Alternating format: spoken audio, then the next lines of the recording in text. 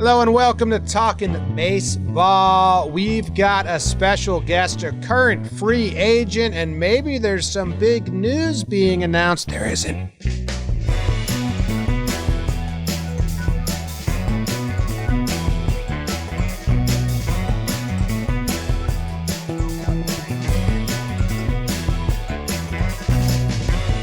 Hello and welcome to Talkin Baseball. Thank you very much for joining us. It is the Wednesday before Thanksgiving. Dropped it a day early so you can enjoy your Thanksgiving without us. Tell your family we say hello, enjoy the dead turkey. My name's Jimmy. Sitting next to me is Jake. Trevor is in California, and producer BBD is in the corner. We just wrapped up an interview with Jake Odorizzi. Former twin, current free agent, former twin, could be returned twin. We talked to him last spring training when life was normal. Talked to him again. Jake, how do you like the other Jake? Feels so good having another Jake on the podcast. Glad we got to talk about our free agencies. He's a good dude. I mean, you know, we could tell instantly when we met him in spring training, and he was, you know, glad to come on and have a little baseball rap sesh with the boys, which we're all about. So it was a good time, and I think the way to phrase it is Jake Odorizzi, you know, potential stud for your baseball team. You know? Trev, what you got? How'd you enjoy our combo with Jake that everyone's about to hear? You know, I love Odo. Just a good dude, like you said, and he's very knowledgeable. I think he brings some insight into, you know, all things, especially baseball. We touched on baseball because I think he's a pitcher in the big league, so that makes sense for us to do that. But all in all, great time talking to him. I had a few questions I didn't get to, but we'll have to have him on again. Yeah, we asked him about some rumors that are swirling about him. I asked a lot about his pitch mix because I was interested in that. And a lot of other stuff. I mean, he's awesome. Pretty casual conversation. Here we go. Enjoy it. But before that, reminder that this interview is brought to you by The Morning Show. It's a show that I do every Monday morning. It's just a bunch of random rabbit holes and topics and current events, but not current events. I don't know how to describe it, but it happens every Monday morning. Talk about American towns, random baseball player of the day, books, movies, music. I think it's like you get info on things you normally wouldn't get info on, and people. Yeah, it's like here's a weird story. That's kind of what it is. And then they can tell their friend, "Hey, listen to this weird tidbit I know." Yeah, that's what it's about. You can watch it on YouTube, Facebook, any podcast app. Morning, Jomboy, go check it out every Monday. All right, here's the interview. Baseball. We are joined by Jake Odorizzi on his free agency announcement pod, where he's going to. He's about to tell us right now. Jake, thanks for joining us, man. Hey, thanks, Jake. Maybe that's your free agent announcement. Jake, same. I don't know if you're going somewhere. You might be on the market. Yeah, the rumors Another damn year. Rumors are I'm going unsigned again, and I'm just glad you remembered the Jake stuff, because I think last time we saw you at spring training, I was behind Miguel Sano's thigh, so I don't know if anyone saw me in the locker room there, because that, oh my God, I'm still recovering from size that. thing. Yeah. Okay. The visual there puts you in a weirder light. It always does. Okay. Odo, how you doing? How's the off season and normal? Well, I guess more normal life than the season going? Yeah, semi more normal. It's going good. Just a lot of family time, getting some fishing done with the kids, some t-ball action. Pretty much every sport goes on in the yard, some swimming, just family, man. Florida life lets you kind of be outside and enjoy the nature a little bit. So we're all doing good down here and just taking it as normal. Nice. Trev, how are you doing? I haven't even said hi to you yet. Yeah, what's up, guys? I mean, look, you get another pretty face on the screen and you forget all about me. I understand how that goes. But I'm doing good. I don't think I made your power rankings. Wow. Don't try to budge me up. That's just true. I'm more of a younger guy. But fair. Yeah. I know. You got to play to your strengths. That's not mine.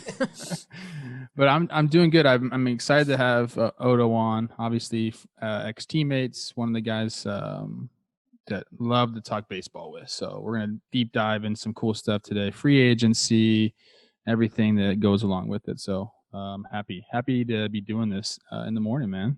Nice. I know you can't. You can talk about whatever you want. We're not going to press you. I'm interested in the process of free agency and like when the season ends, when it's officially that date. Do you and your agency like get together, have a plan? What's like the communication process? Will you just hear snippets every day, once a week, updates, or is it how involved or not involved are you in the early stages? So the way it typically goes for us, at least, is we kind of had a meeting before the season's over with, and then once it's over with, we kind of have a bigger meeting during that World Series, like whenever my season's over with. So the season's still going on, but we start talking about just what we think, some ideas, some teams we think might be interested, this, that, and the other, just kind of covering all the bases that you can.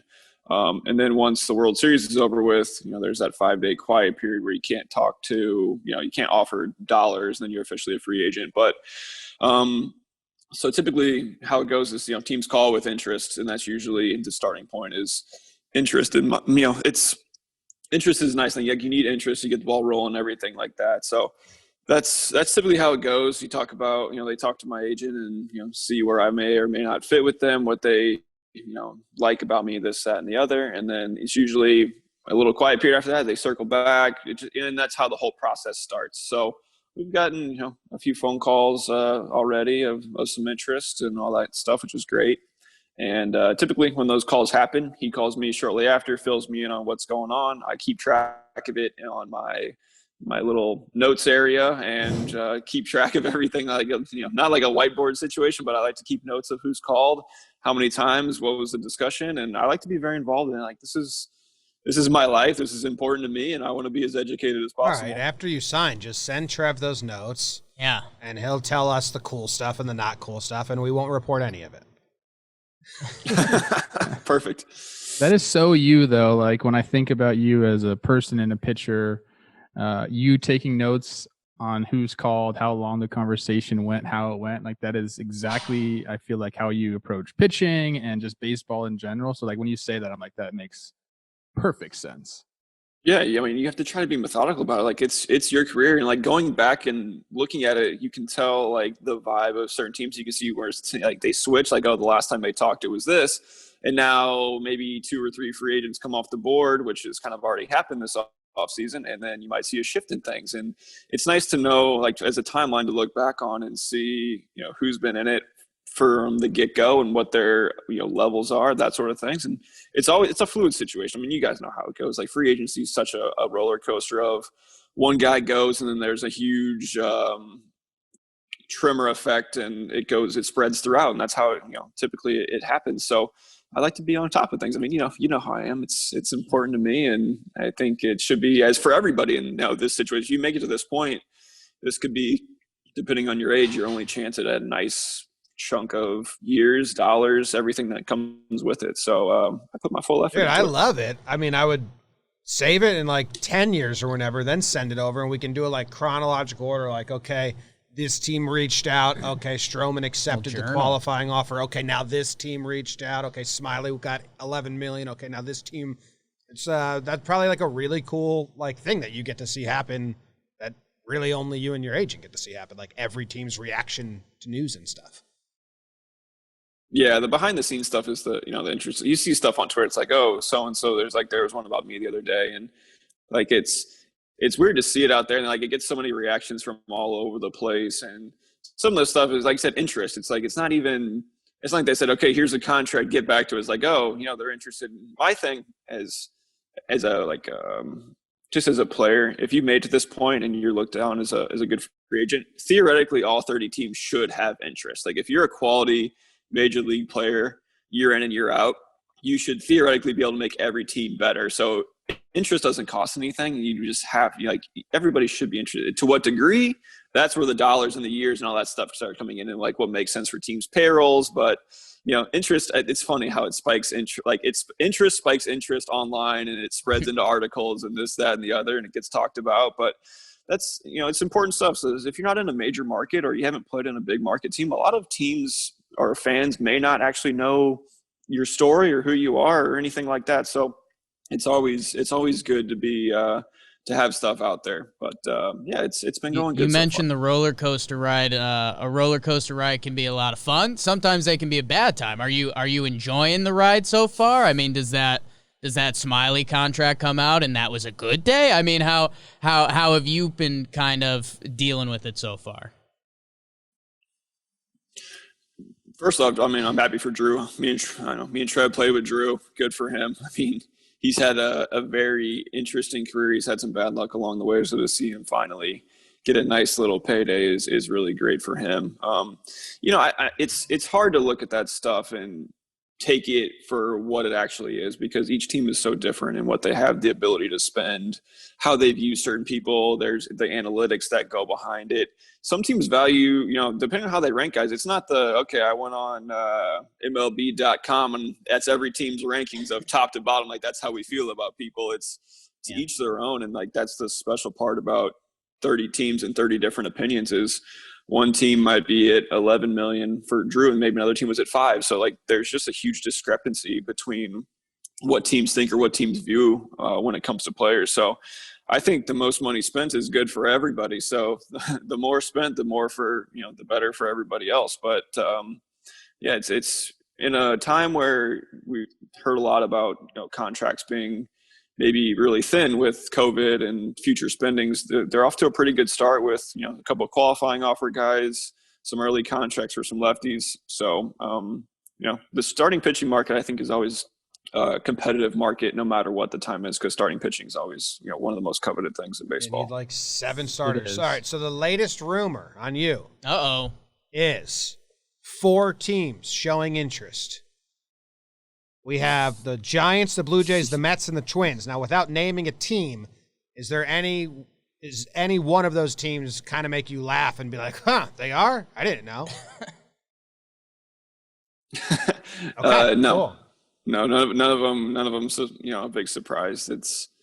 I don't have like a set list of teams that I say I'm only going here or I'm only going there. Like, I'm open to all 30 teams because, like, how can you say no to a team that you don't know? Just like a player, how do you say no to a player when you haven't looked into them, you haven't understood them, or have a conversation with them? So, as a player on the flip side, looking at teams, like, why would I say no to any team when I don't know if I like them or if I don't like them, or if my philosophies meet with their philosophies or their pitching coaches? Man, there's so many dynamics that it's like, why would you limit yourself to a short list of teams unless you're a guy that's older and like has preferences and you've been in the league, a long time, and you're trying to, win a ring your last year, whatever it may be. Like, there's different dynamics, but for me, in my point, I'm not being selective and limiting my market. I'm open to literally everything, and I want to learn about every place before I would make a decision. So, a long answer to a short question right there.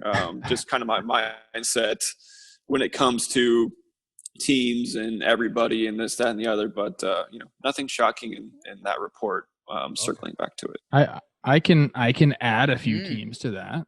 You guys know this. Let the audience know I'm one of the more respected guys in baseball. A lot of people say that I'm one of the most respected guys in baseball. You got laughed at by the beat writers when you did your original spring training part 2 thing. They mocked you. Oh, we don't care about the beat writers. The beat writers can beat it. Okay. This does happen to me. Okay. I around trade deadline, free agency, I do get texts asking about guys I played with. How is so-and-so? What's his work ethic? Where's he at mentally? I have fielded questions about Odo, not specifically those teams either. So we can add, I would say I'd have to look 2 or 3 more teams to that list. So Odo is hot in the streets right now, as he should be. We take a look at the numbers. Track record is there for Odo. It's funny to me, though, because I like getting to answer those questions, and I'm honest. So, like, I've been asked about guys, and I'm like, I hate that guy. I'm not going to say who that was, but it's fun for me when I get a guy like Odo who I know deserves praise, and I'm able to like share that back and forth. So if you do end up signing on one of these teams, will I take a cut? Maybe. Will I not? I mean, maybe a nice dinner is. Don't you owe him money already? Yeah. So I guess I still kind of do. It's in my PayPal. I told you that, man. I need you to get a PayPal. There's a lot of money sitting there for you. Fantasy football money for everyone that doesn't know. What was your team? What was your squad, Odo, that you won? God, well, it's like a year and a half removed, so it's You had Lamar Jackson. Everyone had Lamar Jackson last year was. But it was a late draft of Lamar, so like a good foundation, and then that guy that you pick late that turns out to be the best player in the league for that year. That usually helps win a fantasy league. I think I had Nick Chubb too. He was pretty solid. Wheeling and dealing, that sort of fun stuff, like just the typical fantasy fun. Me and Trev used to talk so much crap about. I did, JT. But when me and Trev were sitting on the bench together, we talked fantasy shop like he was going out of style. And he claimed he was just the guru of it, and we used to squabble over who was better. It was great. You got the trophy and the money. Well, you don't have the money yet. But this year. Yeah. This year. You could also go from first to worst. Do you have money from everyone else? Is Trev the only one that's in escrow? No, no, I'm not going to put any. I'm not going to put the league members under the bus. But one person paid me in full quickly.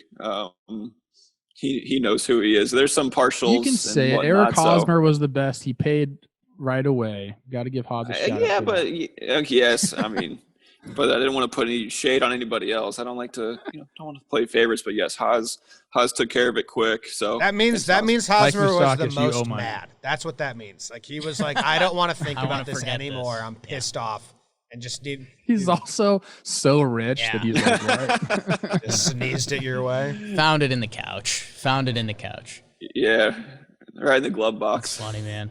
What I don't know, man. How was the season? You had a rough year with some injuries and stuff. The Twins were twinning again. I mean, twinning again. Jesus. The boys are raking. I mean, you, Barrios, Maeda shoved this year. How are you guys feeling? Was the year just looking back now? Is it a bunch of weird? I mean, when you were in it, you're so lost in it that you're like, okay, yeah, we played some baseball and now it's over. Or what's like now that you've taken a breath from it? I know you're in the free agency, but where's your head at on this season? Like looking back on it now, it's just like one of those moments like we really went through that, and this is what came out the other side. Like it went from being all right, we're in spring training to a report comes out about COVID, and then they're like, oh yeah, nothing to worry about. We're gonna keep spring training going. 24 hours later, we're packed up and gone. Like it happened so quick. And thankfully, I just had to drive from Fort Myers to Tampa, so I had an easier route. But we get back, and then it's like, all right, now we need to negotiate return to play thing, and that didn't go well and took months, and we ended up at the same point we were at months ago. And like throughout that entire time, we're throwing, trying to stay ready, trying to stay in shape. Like there was just no time. Like how do you prepare for a season where you don't know when the finish line is to get ready for it? So like, I think I thought I did a pretty good job of staying. Like I was throwing 60 pitches once a week, just trying to stay in it, get up there. And then like our spring training 2.0 was, all right, you got 4 innings first outing, 5 innings next time. We jumped right into it, as I'm sure most teams did. So you face hitters and it's like, all right, well, I haven't seen hitters since spring training. So you overexert yourself and bada bing, bada boom, you got a quick intercostal minor issue that sets you back a week. But a week in that time span is like a month, which sucks. But just random things, man. Like it was, I find it funny that just to, obviously I had some weird luck this year, but like I see things that people say, it's like, oh, injury prone. I'm like, that's just bad reporting if you think I'm injury prone. Like yes. I've had 28, 30 plus starts every single year of my career. Like I'm not injury prone. I'm COVID prone of weirdness happening. I got an intercostal and I took a screamer from Gordo off the chest that set me back longer than the intercostal.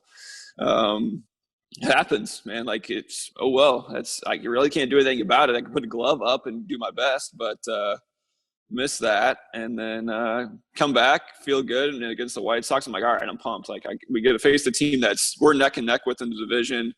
I'm finally back to feeling good again. And then I get a cut on my finger. It's like, awesome. This is just good stuff. But a lot of that stuff, I can identify why it happens. Like the cut on the finger, you don't throw enough, you don't deform your calluses, and that's what happens if you're not built up sometimes. Like spring training is the time where you get all that out of the way. Like I use spring training as a tool to prepare for the season. I pitch on backfields.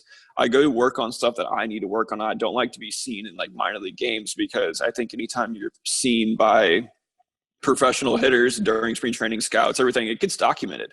So if I'm trying to work on stuff, I want to work behind the scenes. I want to not worry about counts. I don't want to worry about outs. I want to work on, like this year in spring, I was working on getting depth on my slider. So I'm on the backfield just ripping sliders every day, trying to adjust, trying to become better.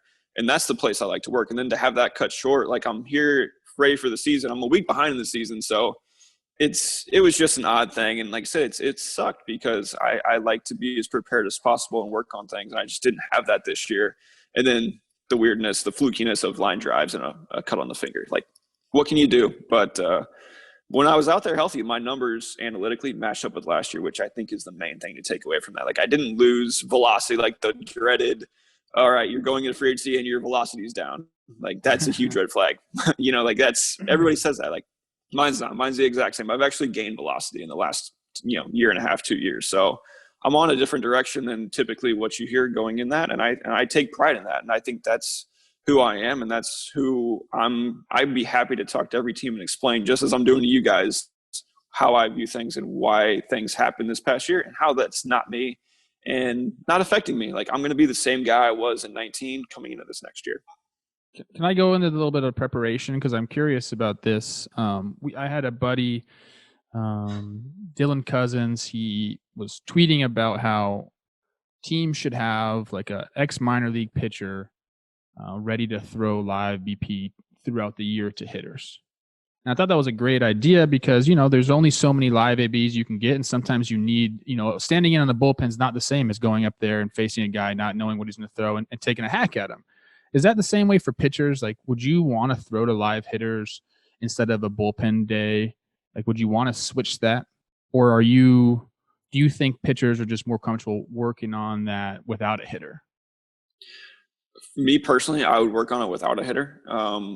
Spring training, I think like when it's supposed to be hitters, I'm good with that.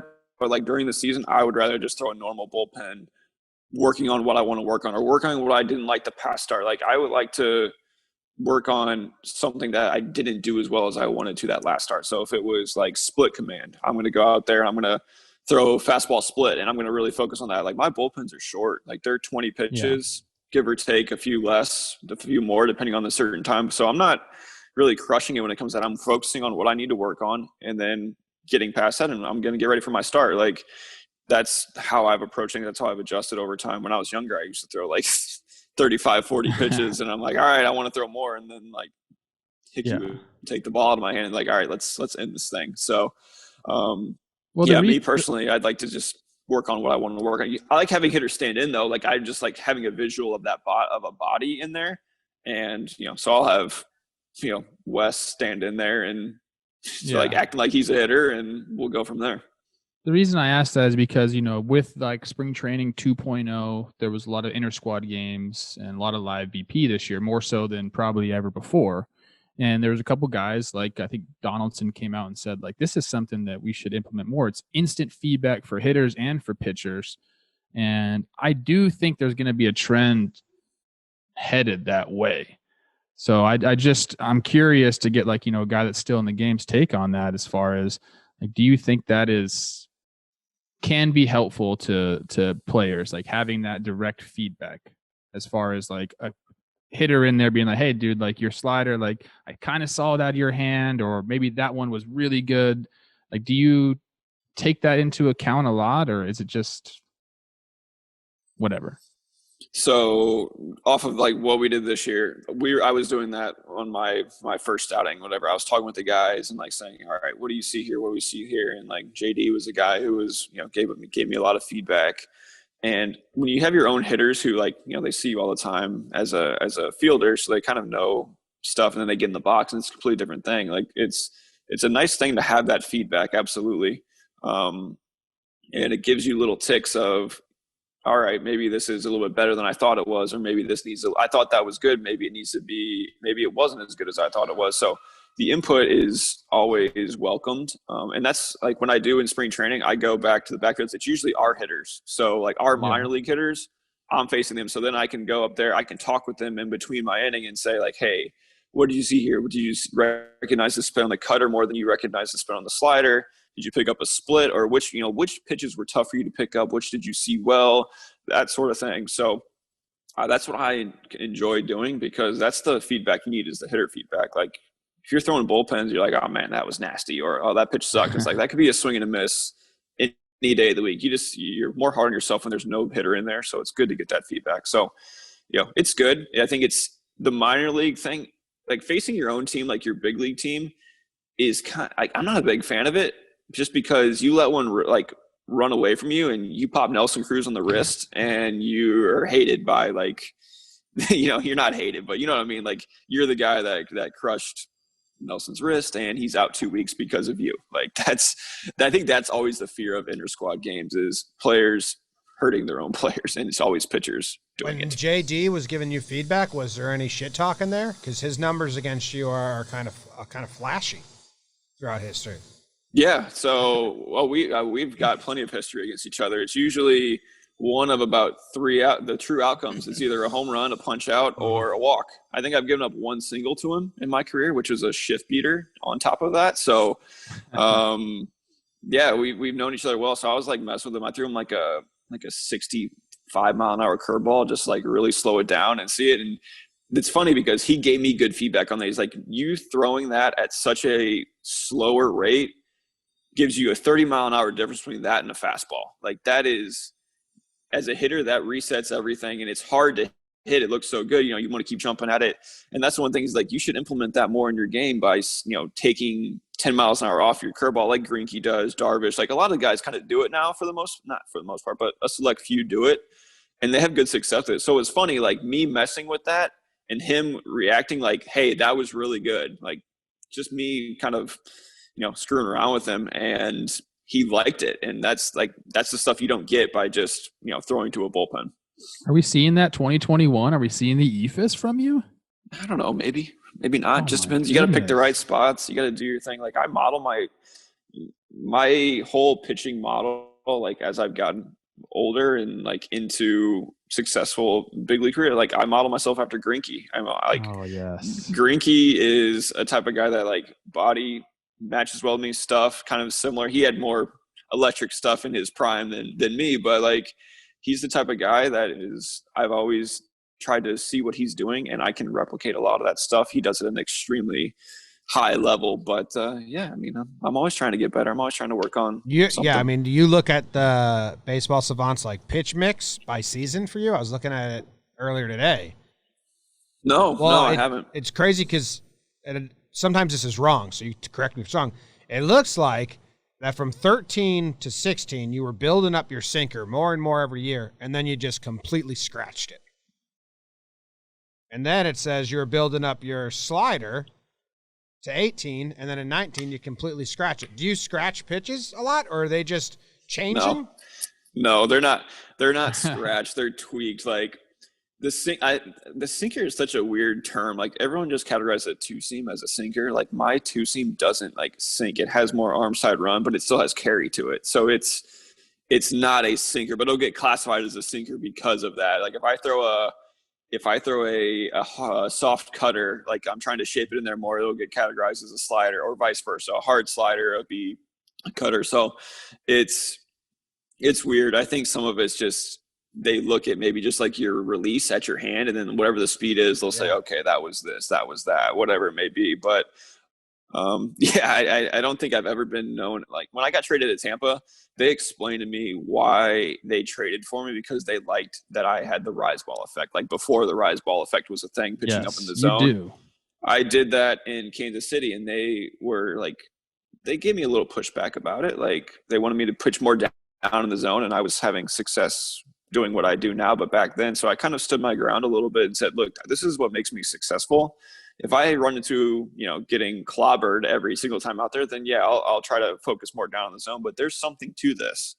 Lo and behold, I get traded, And then Andrew Friedman explains to me, we want you to do this. We want you to do this more. So it's like organizational philosophies, again, like how they view team players and all that type of stuff. Like it could have been a career pivoting point for me if I wouldn't have like stood my ground a little bit and said, okay, I'll be a sinker, getting down in the zone guy. Like I might not be where I am today. So I look back at that point in my career and I think that was a potential crossroads. I'm glad I made the right decision. I wasn't trying to be a dick about it either. I was like, look, I have success for a reason. Maybe we don't know what it is quite yet, but another team happened to do it and they told me to continue to do it and why I was doing it. And the why was the most important thing to me. Dude, let that be a lesson to anybody that's watching future baseball player. You have to stand your ground. Like it's your career. And too many times, especially in the minor leagues, you get coaches who get caught up on something, want you to change something, and it might not be in your best interest. So like, I made swing adjustments when I was young because they told me to do it. But in the end, I went back to my original swing that got me drafted into pro ball and I had success with it. Like I wasted years of development trying something stupid. And I love that you said like, look, this is what makes me successful. I'm going to keep doing it. Then you get traded to an organization that values that. I love that story.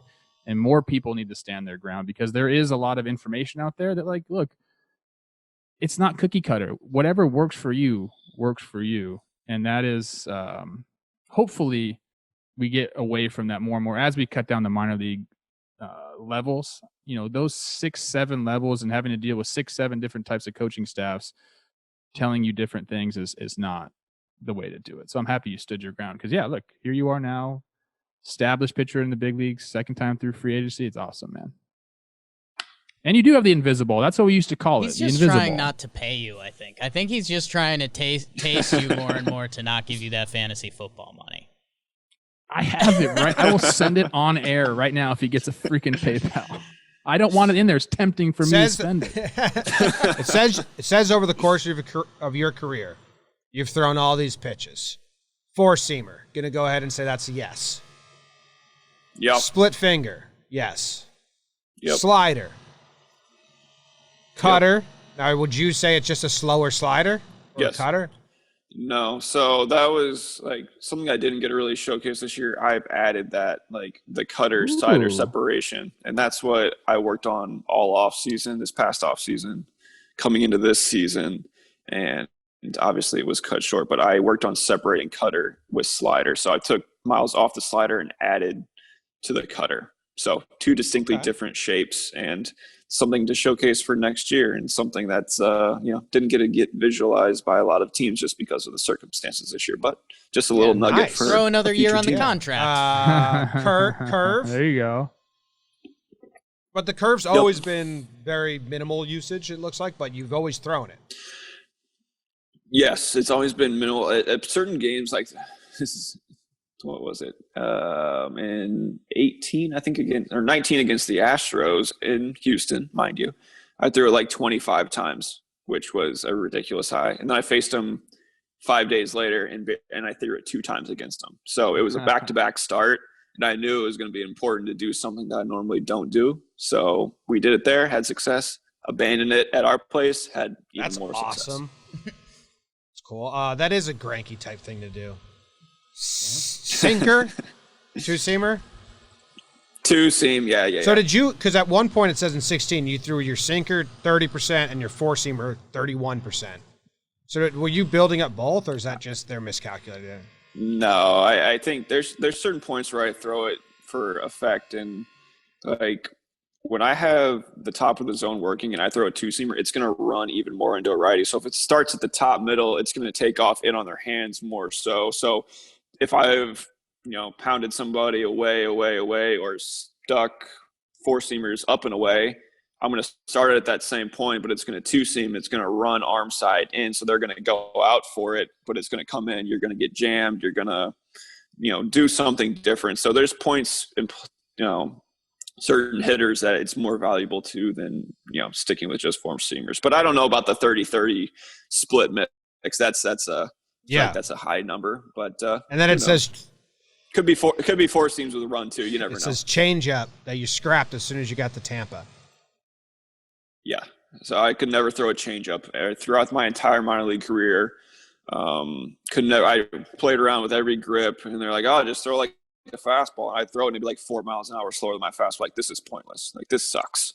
And trying literally everything. And then when I got to Tampa, Alex Cobb taught me his split, and the mindset of a split is so much different than the mindset of a changeup. Just for me, like I throw it with arm speed of a fastball, and it's a movement pitch, as opposed to, obviously there's a differential of speed too, but the movement is really what gets you the effect, and the swings and misses, the weak contact. It wasn't like I'm trying to beat you with 12 miles an hour off of a straight pitch. I want something that's diving, all sorts of ways, and I want it to be in a certain speed range between 83 and 87. Did you try pronating the changeup more? Because that was my problem. I just didn't pronate enough.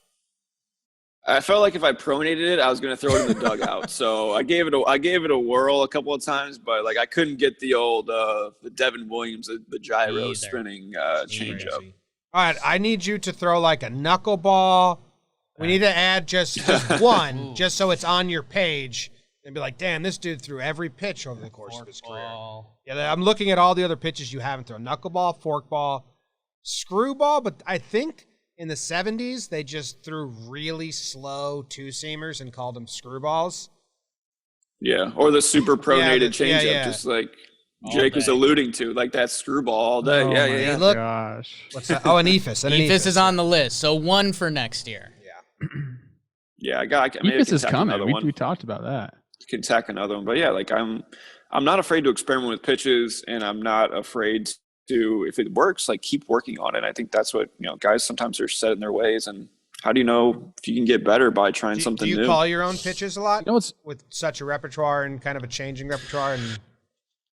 And yes and no. I mean, we sit down with our catchers and pretty much have a game plan going into it, but a lot of it too is like your catchers knowing you, and like just in Minnesota, like Castro and Garver were very intelligent guys and really cared about their game preparation. And we would be on the same page a lot of times. Like, I only shake when I feel strongly about something, or if we're getting into a habit of getting in too good of a rhythm. Like, I know that sounds funny, but like if you're constantly just, you're on the same page, we're doing this, like the hitter just like, it's a timing for the hitter of, all right, get in the box, the pitch is coming within 5 seconds because we're working quick, we're on the same page. I like to, do different things. Like I'll step off, I'll start my motion just plain old stop. Sometimes I'll shake off nonstop, and even if it's the pitch I want to throw first pitch, it's good to mess with timing, and that's what the bones of pitching. That's all it is, messing with timing. Like it really is. Yeah. So shaking off is the dumbest thing, but it'll mess with a hitter. You're like, what? Did he just shake 3 times? Like what pitch what pitch are you thinking of? Like, come on, man, you don't have 3 pitch or whatever, and it messes with you. It shouldn't, but it does. Yeah, and a lot of guys, you can tell when they're fake shaking too. Like they get nervous when they fake shake. Like the catcher will give you like the shake sign, and they'll just be like, yeah, it's too much. It's like when you don't want to pitch, it's like, and then when you fake shake, it's like. Yeah, Greinke did that to Soto in the World Series last year. It was a 2-0 pitch, and Greinke it was a big fake shake, and then just threw a cookie 2-0 fastball right down the middle, and Soto took it, and Soto nodded to him after, like, you motherfucker, like, damn it. It was a cool moment in that at bat. But yeah, it was definitely a fake shake. That might be a good top 10 list this offseason, the best pitcher head shakes. Like, I think Sergio Romo's probably on there because, I mean, he throws 1.5 pitches, so he's probably up there. Well, we did the thing with him when he shook with Miggy to end the World Series, and that's like listening to him tell that story is just incredible, dude. Like, he's so animated, and like you won a World Series doing something silly like that. Oh no, I have a little bit of an oddball one that popped into my head. And Trevor always sucks us into Twins land during the season, and we try to get out. But you guys had something pretty wild happen this year, and I I don't know if you were part of it. I mean, you're a veteran president on that team. Kirilloff gets the call in the wild card game. I mean, do you feel any like responsibility as a veteran to give him like a little pat on the back or anything? I mean, I'm sure you're familiar with him because he's, been a big prospect in the organization. But I mean, did you feel any onus of that, or were you like, I'll go give him a little taste before the game or anything like that? Just curiosity. So I'm going to personally take some credit for him getting there because I think I faced Kirilloff more during my downtime of trying to build my pitch count back up because I would go to St. Paul and throw to our taxi squad team, or what, I forget what the alternate site. He was there the whole time. So I got to pitch all my innings. Like I would throw, I was facing him every inning. And it was like, when I would leave there, I'm like, that guy, he's far and above like the best approach. He was a professional hitter down there, and like this guy's big league ready. And I got to see him, and it was good for me because I was like, all right, I'm going to face a guy that should be in the big leagues right now, and this is a good test for me. So that was a nice thing for maybe a lot of teams, like top prospect guys. So like when I was going down, I was facing Royce Lewis, Kirilloff, Trevor Larnach, like all of our guys that are going to be guys in the future.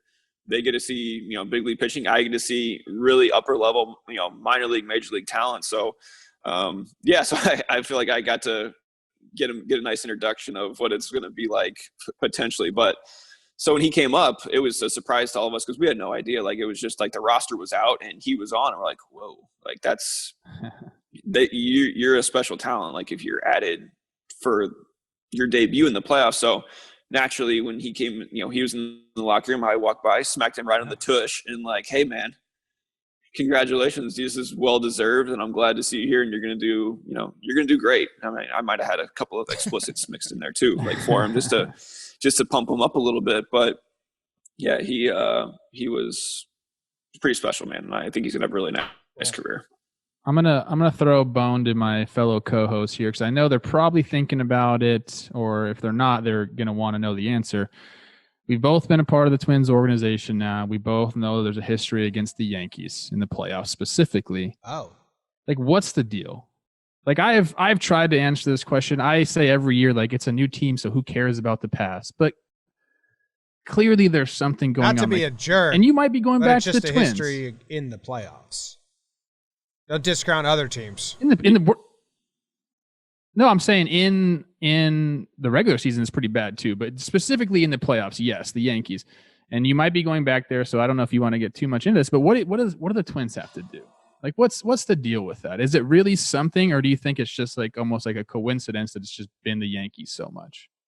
Well, like the last 2 years, I guess 2 years ago when we played them in the playoffs, like I feel like we overtried. Like our offense was trying to, like we were the bomba squad. We set this record for home runs, and I think offensively that's what we tried to do. We just tried to just bludgeon them. Like we're like, all right, we're gonna hit home runs. We're gonna do this and that. And if you don't hit home runs and you have a home run approach, like you don't really get guys on base. You don't work counts. You don't do this and that. So like you're not gonna hit 9 solo home runs and expect to win a game in the playoffs against a really good team. So I think maybe we just put a little extra pressure on ourselves when it came to it because, I mean, like you said, talked about, it's all out there. We haven't won against everybody hasn't won against them in the last 18 playoff game, whatever. It's crazy. It's a ridiculous streak, dude. But yeah, and it's like, I think if everyone maybe just took a deep breath and like took a step back, like, all right, let's just go do our job. Like, let's go win a scrappy game. Let's go win like a 1-0, 2-1 game instead of like maybe buying into the persona. We have to do it by, home runs. We have to do it by like flashiness. We have to do this and that. Like just play a simple game and maybe that changes things. But it's weird, man. I don't know. Like I pitched against them in game 3, did pretty well. You don't score, we don't win. Like that's the long and the short of it. Like it's the same game as every other game, but it's always so amplified. And I feel like the Yankees are a good postseason team. Like they work at bats really well. They lay off of close pitches. They get a big hit when it matters. Like that's the type of team they are, regardless of how they are in the regular season. I feel like they're always a good playoff team no matter what. So we have won a playoff game the last 2 years, so it's hard for us to say anything about it, but you got to win the game at some point, and I think it's going to be like one of those, whenever that time may be, it's either going to be a 20-0 game or it's going to be a 1-0 game. Like it's going to be one extreme or the other. The city of Minneapolis will rejoice in the streets. I promise you that. It's been a long, long time coming. Absolutely. I want to ask about when JD got thrown out after hitting a home run. Were you with the team for that game? Yes. What was Yes, what was the vibe? Were you able to be in like the clubhouse with him? Like, was he laughing immediately after? I mean, that was a wild scene. I don't think anyone had ever seen a guy touch home plate after hitting a big home run and then get ejected immediately. Yeah, I kind of looked away. I didn't really see what was happening. Like, I mean, obviously he wasn't happy with the pitch before that, and then he hits a pump, and like everyone's kind of getting down for the high five line. So I was like, in Chicago, the dugouts are deep, so if you're on the lower level, you can barely see the field. So then like there was a lot of who, and then Rocco's yelling, and it's like, oh shit, here we go. What just happened? Like, it was like wild. Like everybody was yelling, and it was just like, okay, what happened? And then I had to go watch a replay and figure out what had happened. And like, okay, this is weird. I don't know. It was like such a surreal thing. It's like, okay, I think you won though. Like if you hit a pump, like I feel like you just won the war right there. We don't need to accentuate it on the way by. And I think it was weird because I don't think he got thrown out for the swipe. It was like he got thrown out because he went back to touch home, because I think he missed it on the swipe. And then that's when the umpire clued in on it, was when he came back to it. So if you just swiped and went, I think he'd have been cool. He got worried. But like the fact that he went back and then stomped on it, like that's, I think, where it got him, because he was pretty clean through that point on. But obviously that was one of those games. I think we ended up losing that game, and his spot came up in a crucial spot. Like it never fails. But I only got one toss in my career. I'm not a seasoned vet at it. I don't really know how to do it. So maybe that's what he thought was the right move at the time. He thought he didn't touch it, so he went back and they slammed. And if he just did the swipe to cover home plate with dirt on his way home while like grazing it, that would have been pretty cool. Okay. Yeah, no kidding, right? I got in trouble by Twins territory because I tweeted out how much I love that. And people were so mad at me because his spot did come back up during that game, and you guys were right in the thick of it with the White Sox, and they're like, this could be the reason that we don't win the Central, and this is not good sportsmanship. I'm like, okay, sure. But it was hilarious to watch a guy hit a homer and go put dirt on the plate as he went by. I mean, I've never seen it. Maybe we'll see it a bunch now because people are clued into it, but man, I thought that was funny. JD, he's something else, man. And he's earned the right to be himself. Love talking about Twins third baseman that wear 24. My favorite one, Josh Donaldson. First thing. Oh, I thought it was Joe Creedy. Not the Joker. That's Joe Randa. First, I want producer Big Baby David to note that Trevor brought up the Yankees this episode because he normally gives us that's for been that. written down. And I just a couple quick hitters for you, fellow Jake. You mentioned you're in Tampa. Do you like commuting far away for spring training, or do you like commuting to like someplace that might be close for spring training? I mean, I know what you're alluding to. The place you're alluding to is like 15 minutes down the road from me. So let's not assume you know what I'm alluding to. But my follow-up question is, do you mind shaving? Yeah, I mean, if I shave, I lose like 5 years off my look, so I'll be back to like prospect status. And I mean, do you have other teams? Like if the Yankees were the team, you'd have to shave. But like, say you went to the Blue Jays, do you have to put like Grichuk like lines in the side of your head? Do you think you'd dress yourself different for other teams? I don't think I can pull off lines in the hair, like the cat, or like the cat scratch on the eyebrow. Like I think that's off limits for me. I'm pretty. I've got you on the East Coast, so I've ruled out the Giants and the 4 teams that are interested for you. Just to let you. I've got you, Blue Jays, Mets. If you want to come be on the Yanks, I don't think they're going to give a lot of money anywhere because they're. Well, my friend Brian wanted me to ask those questions, and he said don't give up fly balls to right, and like you're good. That's it. Yeah, I mean that's safe. Anything in right field is you got to look a few times, and hopefully the wind's blowing in that day or something. Brian. I would love to see you on the Chicago White Sox with all of the open jerseys and chains going on in that team, like to put you in there and just to kind of let you just swag it out with Luis Robert and Jose Abreu and Tim Anderson. That would be a sight right there, man. Just big chain open. Do you have a favorite? Just so many options, right? Yeah. So do you have a favorite color? Ooh. I don't know. I feel like I've been partial. I'm trying to think about my colors that I've been. everyone's been like a variety of blue. The Brewers were navy blue. The Royals were obviously royal blue. Tampa, navy and baby blue. Minnesota, navy blue. And like I've been partial shades of blue, but I guess my last time I was different colors, like high school, like red and black. Like I can mix it with anything, so I can. MLB does have too many blues. They're starting to change too many blue and red teams, but like the Kelly Green and the Padres changing it away from blue. They're starting to mix it up. That's the stuff we analyze here. Yes. Is there one team we can eliminate? Those damn Royals for trying to make you throw low. Like, give me one team we are not going to as a unit. I honestly Yomiuri. don't know. Like the Yomiuri Giants. Yeah. Yeah, I think I'm probably Don't rule gonna that stay. out. Don't rule that out. Look, I want to play your agent here. No, there is no team. Yeah. It is off limits. I mean, North America would be preferable. We'll start there. Maybe North America's got the leg up on Asia and all that right Fuck now. all But options. honestly, I haven't eliminated any teams like we talked earlier. I think it's just dumb to limit your market when you don't know who maybe loves you and they've been in the dark this whole time. Then all of a sudden, boom, here they are, Professor Love, and you might be a member of that team. You never know. Beautiful. The Yankees bought Garrett Cole a bottle of wine.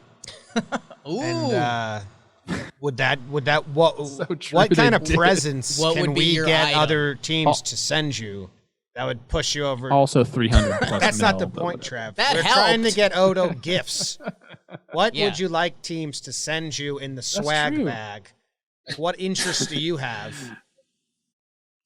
Well, I'm not a wine guy. Like wine's never been my thing. I do love a good Busch Okay. Light though, with the best Oh of my them. God. Okay. So, Trev, don't even knock. I know you're so Yeah, he's sophisticated with Cali, your craft yeah. beers and your home Bush Light is, brewings I and mean, whoa. all You that could have type of said stuff. anything. the Mets are going to send you like There's a a- keg we- of we- Busch Light, and your wife's going to be like, no, not going there.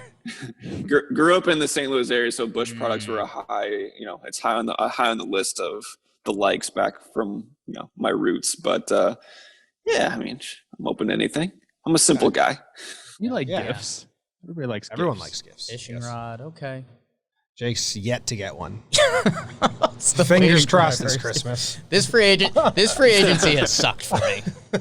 I am getting nothing. All right, man. We can let you go. Thank you very much for hanging out with us for a bit. And just let us know when you officially decide. We'll break the news. Yeah. And then that'll be joy. You would love to break the news. In 5 years, I need Awesome. your timeline. Don't delete your notes app. Yeah, no, I'll keep them right now. When I'm done, whenever it is, I'll send it to Trev, and I'll let you. We'll let make you take a peek we'll at make it. our first 30 for 30. Yeah. Yes, there we go. Behind the scenes of free agency. So interested. Love All it, right, love thanks, it, man. Baseball. And there you have it. He's going to. I can picture him in Mets and Blue Jays uniform pretty well. That's what I wanted to tell him. Man, I coming into the interview because I was wondering, we want to ask all these questions about free agency, but at the end of the day, it's also this man's living, so you don't want to overstep your boundaries. But I'm excited for Odo from what we've seen from the early free agency and pitchers. Because he had a weird year at first, and I was worried about that. But like he said, I mean, the injuries aren't the injuries that would scare you with the pitcher. Like there's clearly some weird corona stuff that happened to him and was unlucky. All the analytics stuff are really good to him. And man, I think this is something we learned the past couple years at winter meetings is, free agencies go a lot better when the Yankees are involved or the Dodgers or the Cubs or the big market teams. And now you throw the Mets into that mix and everybody needs pitching. Like, I think Odo's going to do pretty well. He's pitched. The Mets who just opened up 20-something I mil. think Odo's going to do pretty well. And here's a little playing with the balls, but I mean, that dude, you don't have any questions about him joining your clubhouse or anything. Like he's just going to go out and twirl you 30 really solid baseball games. So I'm excited for his free agency. I am too. We talked about it. He's a great guy, and I think he's already garnered a ton of interest, and he'll continue to do so throughout free agency. And hopefully, he promised us this, so he better come through. We need to be the one to break. Well, there's another You gotta side be. to it. Sometimes the team as their sources and scouts. So we'll see. Yeah, but the thing is, he has to be like, yeah, I'm going to you. So as soon as he's like, yeah, I'm going to go, we'll let him inform the team and then inform us first. Trev, this is right up your alley. What's the final number? 3 for. I don't want to put a cap on 3 it. for I have 50. No idea. Looking at Smiley, got what, 11? Smiley got it 111. I'd put Jake in the 15 range. And yeah, you're looking at 3-4 years.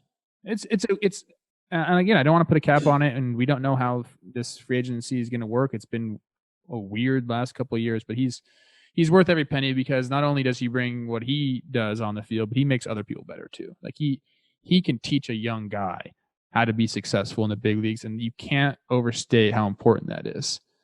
He's the guy. He's the guy. Dang. I want to ask you one question before we go, Jim. You cooking a bird? No. Okay. Are we touching on something? I was going here? to say something, but I don't want people to be like, bleh. I already know what you were going to say. Okay. So you're not cooking a bird. I was curious. I'm not, and I don't think my parents, my my mom wants to because we're having a smaller gathering, and the rest of my family and myself, I don't eat turkey on Thanksgiving. I eat everything else besides the turkey because it's dry and I don't like it. But that's what I didn't want to say. Maybe for content purposes. Like, that's all in America. Oh, okay. Well, don't worry about other people. I just wanted to see, like the hilarious food video. I'm going to cook something. I think I'm in charge of like an appetizer or two.